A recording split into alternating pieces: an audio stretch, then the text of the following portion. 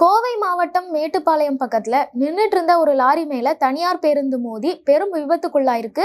இந்த சம்பவத்துல ஒருத்தர் பரிதாபமா உயிரிழந்திருக்காரு.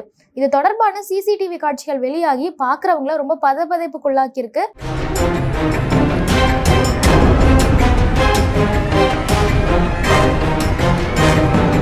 அது மட்டும் இல்லாம இந்த சம்பவம் அந்த பகுதி மக்களுக்கு இடையில பெரும் அதிர்ச்சியை ஏற்படுத்தியிருக்கு அப்படின்னே சொல்லலாம்.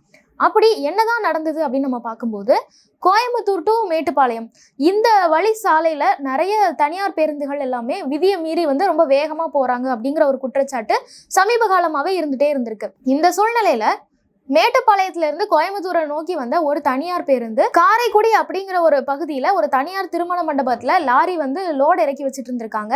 அது பக்கத்திலே இருசக்கர வாகனங்களும் இருந்திருக்கு.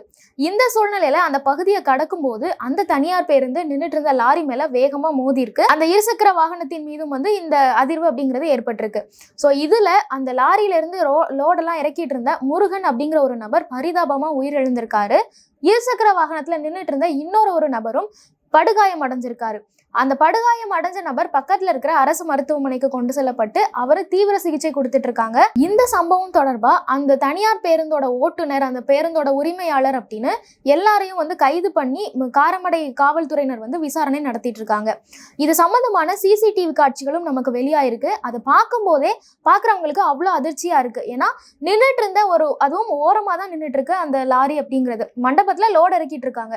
ஸோ ஓரமா நின்றுட்டு இருக்கிற ஒரு லாரி மேல இப்படி தனியார் பேருந்து வேகமா மோதி இருக்குது அப்படிங்கிறது பெரும் அதிர்ச்சிக்கு உள்ளாயிருக்கு.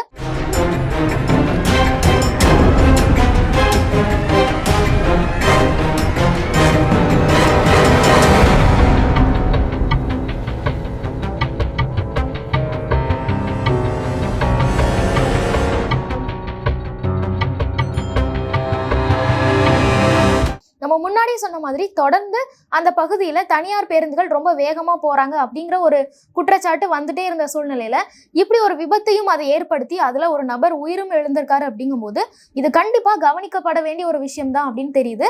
இதை சம்பந்தப்பட்டவங்க கவனிச்சு இதுக்கான நடவடிக்கைகளும் கண்டிப்பா எடுக்கணும். காவல்துறையினர் கைது செஞ்சு அந்த டிரைவர் உள்ளிட்டவங்களை விசாரணை பண்ணிட்டு இருக்காங்க. ஆனாலும் ஒரு நபர் உயிரிழந்துட்டாரு, இன்னொரு நபர் படுகாயம் அடைஞ்சு உயிருக்காக போராடிட்டு இருக்காரு. இந்த சம்பவம் அப்படிங்கிறது அந்த பகுதி மக்களுக்கு இடையில பெரும் சோகத்தையும் அச்சத்தையும் தான் ஏற்படுத்தி இருக்கு.